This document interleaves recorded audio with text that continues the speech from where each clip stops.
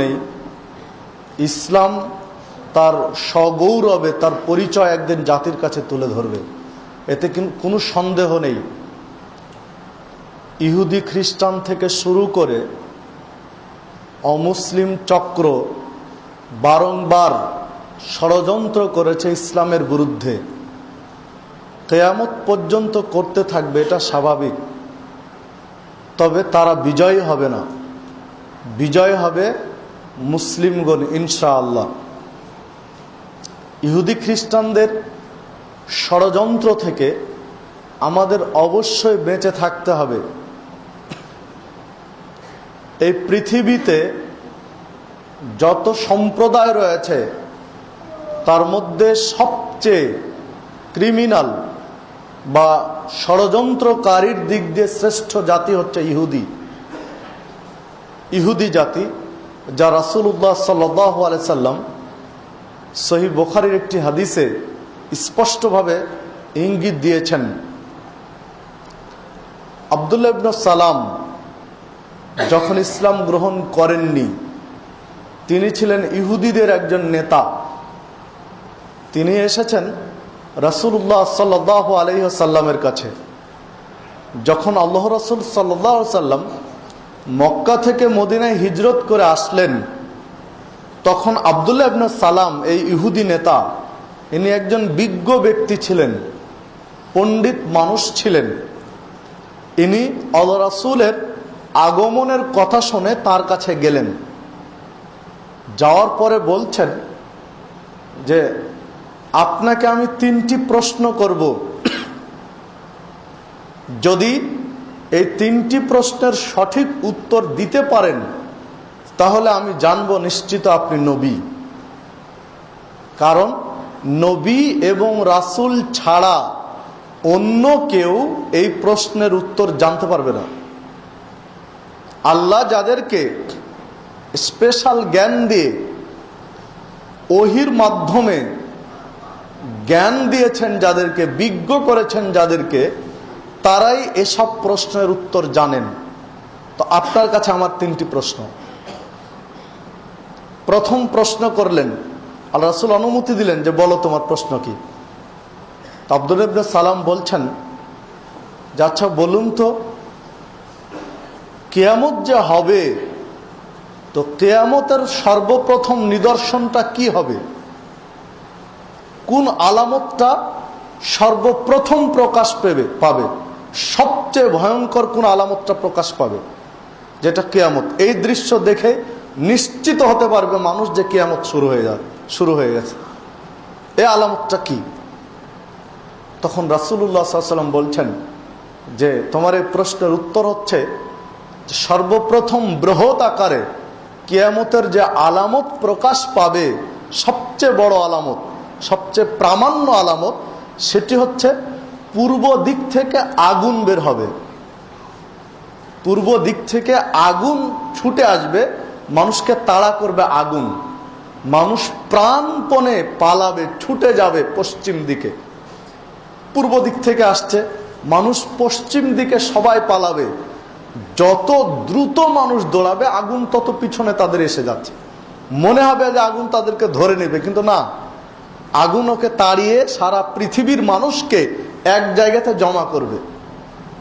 এটি হলো প্রথম আলামত এবং সবচেয়ে বড় আলামত। তখন আব্দুল্লাহ ইবনে সালাম বলছেন, আপনি ঠিকই বলেছেন।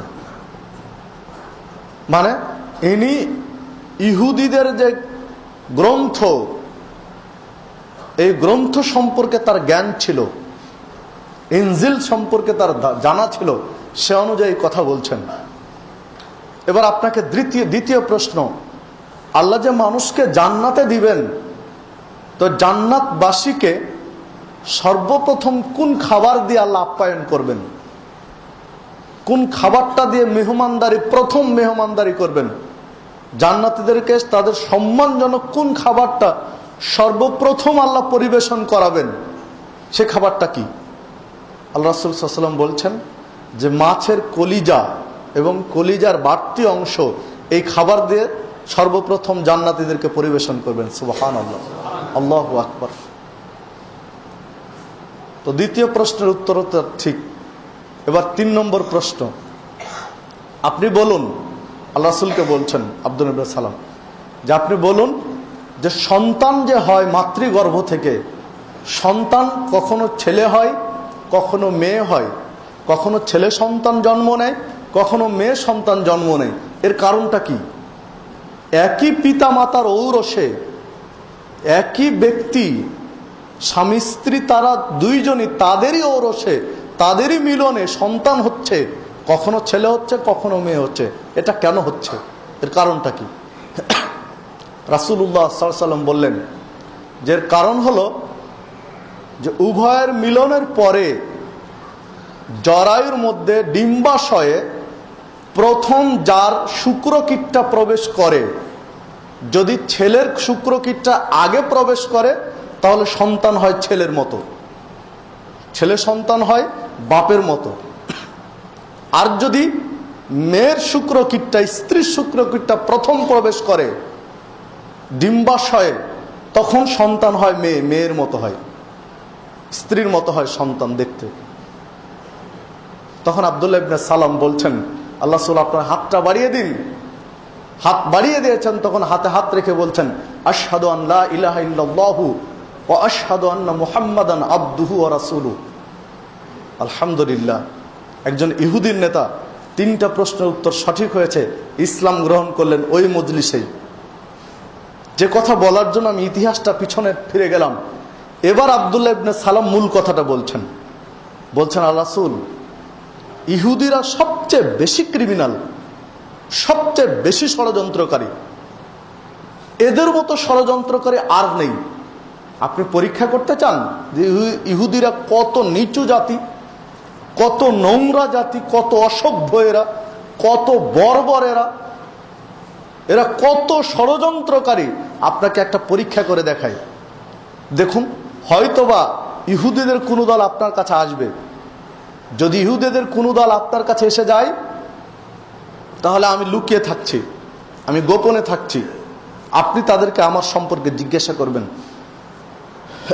আমি কেমন মানুষ, এরপরে আমি নিজে তাদেরকে জিজ্ঞাসা করব, দেখেন পরিবেশটা কি হবে। ঠিক কিছু পরে ইহুদিদের আরেকটা দল, কয়েকজনের একটা দল আল্লাহ রাসূলের কাছে উপস্থিত। তাদেরকে দূরে দেখে, তখন ওরা দেখতে পায়নি আব্দুল্লাহ ইবনে সালাম এখানে ছিলেন, উনি দেওয়ালের অন্য সাইডে চলে গেলেন, আড়ালে চলে গেলেন, লুকিয়ে গেলেন। এবার সে কথা মতো মুহাম্মদুর রাসূলুল্লাহ সাল্লাল্লাহু আলাইহি সাল্লাম ইহুদিদের ওই লোকদেরকে জিজ্ঞাসা করলেন যে আচ্ছা আব্দুল্লাহ ইবনে সালাম তোমাদের কাছে কেমন মানুষ, লোকটা কেমন বলো তো? তখন বলছেন যে আমাদের বর্তমান সমাজে সবচেয়ে সম্ভ্রান্ত মননশীল পর্যায়ের মানুষ হলেন আব্দুল্লাহ ইবনে সালাম। তার বংশটা কেমন?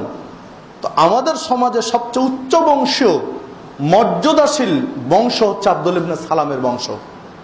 উচ্চ বংশের উচ্চ মানের সন্তান হচ্ছে আব্দুল্লাহ ইবনে সালাম। তখন আল্লাহ রাসূল বলছেন, যদি আব্দুল্লাহ ইবনে সালাম ইসলাম গ্রহণ করে তখন কি হবে?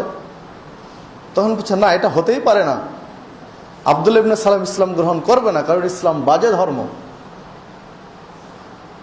যখন এ কথা বলেছেন, তারা বলেছে, তখন আব্দুল্লাহ ইবনে সালাম দেওয়ালের আড়াল থেকে বেরিয়ে এসে বলছেন, আবার ওই কালেমা পাঠ করছেন, আশহাদু আন লা ইলাহা ইল্লাল্লাহু ওয়া আশহাদু আন্না মুহাম্মাদান আবদুহু ওয়া রাসূলুহু। তখন আল্লাহ রাসূল বলছেন, এবার বলো আব্দুল্লাহ ইবনে সালাম কেমন? তখন বলছেন যে আমাদের জাতির মধ্যে সবচেয়ে নিকৃষ্ট লোকটি হচ্ছে আব্দুল্লাহ ইবনে সালাম। তার বংশটা কেমন? তো আমাদের সমাজে সবচেয়ে নিকৃষ্ট বংশ হচ্ছে আব্দুল্লাহ ইবনে সালামের বংশ। হাদিস সহিহ বুখারীর 2329 নম্বর হাদিস। সম্মানিত উপস্থিতি, হাদিস সহিহ বুখারীর আপনি কি দিয়ে উল্টাবেন? একই মজলিসে একই ব্যক্তির কাছে একই ব্যক্তি মুহূর্তের মধ্যে কথা চেঞ্জ ঘুরিয়ে নিয়েছে। এই জাতি হলো ইহুদি। এই স্বভাব কি মুসলমানদের মধ্যে নেই? এই স্বভাব মুসলিমদের মাঝেও রয়েছে। যদি কোনো মুসলমানের বাচ্চার মধ্যে এরকম স্বভাব থাকে, দ্বিমুখী নীতি থাকে, যে এক মুখে এক কথা বলে আরেকটু পর আরেক কথা বলে একই ব্যক্তি সম্পর্কে, তিনিও কি ইহুদিদের মতো নয়? তার আচরণ কি মিলে যায় না তাদের সাথে? দেখুন, এরা হচ্ছে ক্রিমিনাল জাতি, ইহুদি। সম্মানিত উপস্থিতি, এইভাবে এরা সমাজকে নষ্ট করেছে। ঠিক খ্রিস্টানরা অনুরূপী আরেকটি জাতি,